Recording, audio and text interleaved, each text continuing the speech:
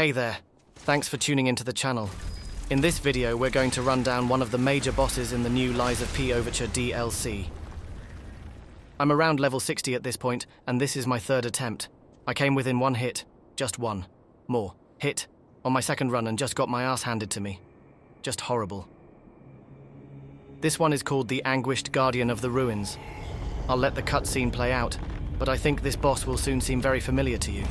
And as they've done previously in the base game, the developers have maintained the excellent production design of their bosses and monsters, including the over-the-top cinematic introductions upon your first encounter with them.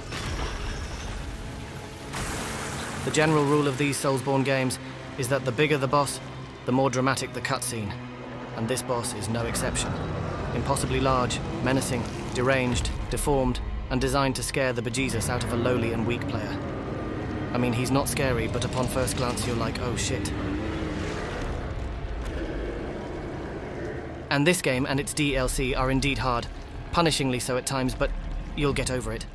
Some reviews are calling this game too hard, but hard is fun, and the DLC is also hard and fun. If you haven't already guessed it, the Anguished Guardian is basically a reskin of the fallen Archbishop Andreas from the base game, only bigger, way bigger, and in a much larger arena. I'm no height expert, but this thing is like 100 feet tall. And like all gargantuan bosses, they tend to always present quirky camera problems that makes it difficult to see what the hell is going on, as you'll see here.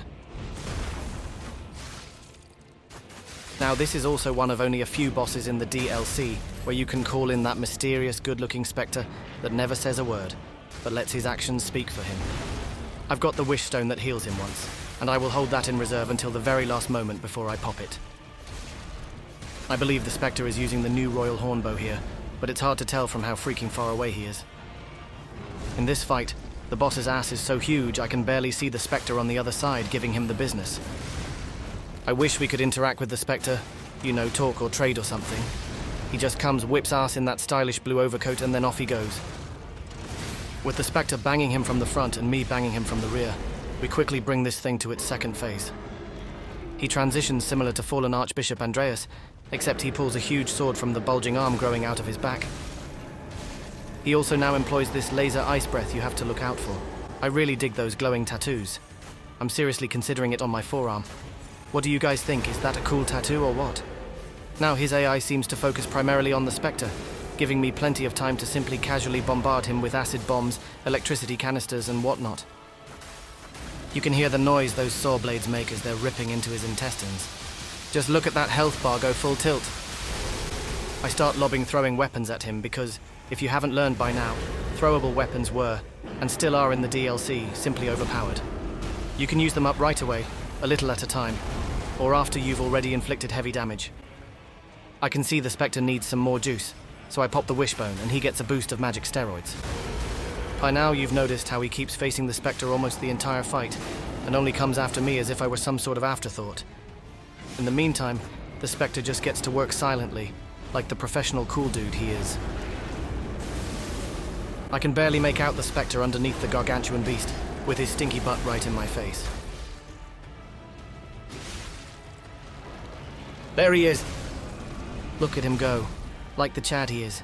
I insist if there is another DLC to this DLC that the spectre gets his own cool backstory. It's almost as if I'm not even in the arena. I'm not being too aggressive in this round as this is only my third attempt, and I'm trying to learn his moveset better. But it's already clear to me that the spectre will dramatically make this fight easier. Alright, looks like a good time to use up the last wishbone thingy and pump the spectre up with a little more red juice. His moves are fairly predictable. He can still punish with AoE attacks, if you're not careful. Like this one. Alright. I can see that the mighty spectre is running dangerously low on fuel and I've no way to keep him alive any longer. I'm pretty close to finishing the beast off, and it's worth doing before Fabio returns to the spirit world from whence he came. And that would mean that little old me would then have to face this thing alone after an almost 5-minute epic battle. And if you can consistently bait this slam attack, even if you get hit by it, his recovery is very slow, leaving a nice punish window for you to exploit, like the killer boy puppet you are. At this point, I sense victory is within grasp, but also that the spectre is valiantly losing the battle with life and is about to vanish into the netherworld. I feel bad I couldn't keep him alive a few more seconds. But I'm still robust enough to survive a hit or two, as all I need is a hit or two, and he's done. Damn it. Just a few more ounces of the red juice and Spectre would have survived to have shared this sweet, sweet victory with me. I mean, he did most of the work, as you have all seen. Anyway, it's over. Third try. I'm exhausted. Still, my first impression after having beaten this monstrosity is that it was a sea-level boss. Its AoE attacks are punishing, but there are only a few to look out for. I think it looks super awesome when it stands on its hind legs towering over you, glowing red like Godzilla or something. At higher levels solo and at the highest difficulty setting, I suppose it might be C+ or a B even, but I'm not complaining. Any of the bosses in this game can be a breeze or your worst nightmare.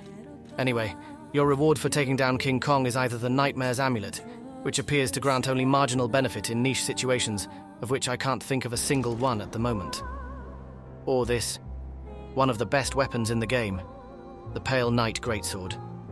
I picked the heavy metal, of course. Here it is in action. Well, there you have it. Thanks for watching. Don't forget to like, subscribe, or comment down below, and I hope to see you again next time.